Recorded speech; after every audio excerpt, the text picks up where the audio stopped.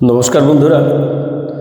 ত্রিপুরা সরকার আমার মনে হচ্ছে 2028 বিধানসভা নির্বাচনের আগে এ রাজ্যে পে কমিশন গঠন করে সেই পে কমিশনের যে পেশ করা যে রিপোর্ট, সেই রিপোর্ট বা সুপারিশ যেটা আছে সেটাকে বিধানসভা নির্বাচনের আগে কার্যকর করতে পারবে বলে। অর্থাৎ তারা যদি সুপারিশ করেনও, সেই সুপারিশটাকে আর্থিক দাবি দেওয়ার ভিত্তিতেই তো সুপারিশটা হবে, সেই দাবিগুলি পূরণে কোনো রকমের ভূমিকা গ্রহণ করতে পারবে বলে আমার মনে হচ্ছে না।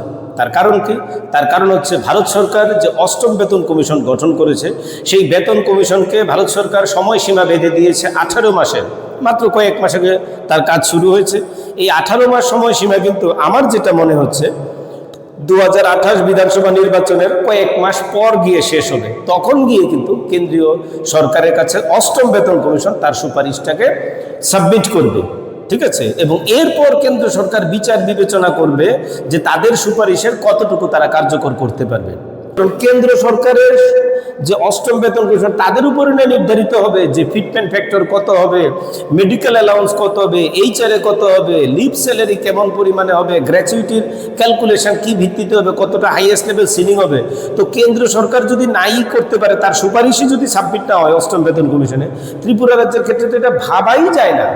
ত্রিপুরা সরকারকে ভাবতে হবে এর বিকল্প অন্য যে সমস্ত সমস্যাগুলি এখনো জিইয়ে রাখা হয়েছে, এটার যদি সমাধান করে নেয়, তবু মনে হচ্ছে এই মুহূর্তে যারা সরকার পরিচালনা করছে, মানে বর্তমান বিজেপি দল যারা আছে, নির্ধারিত সময় তো বিধানসভা নির্বাচন হবেই, তো তখন কিন্তু তারা কিছুটা হলো একটা পজিটিভ মেন্টালিটি নিয়ে মানুষের সামনে যেতে পারবেন, মানে কর্মচারী সমাজের কাছে, পেনশনারদের কাছে যেতে পারবেন, তাদের পরিবারের মানুষদের কাছে যেতে পারবেন।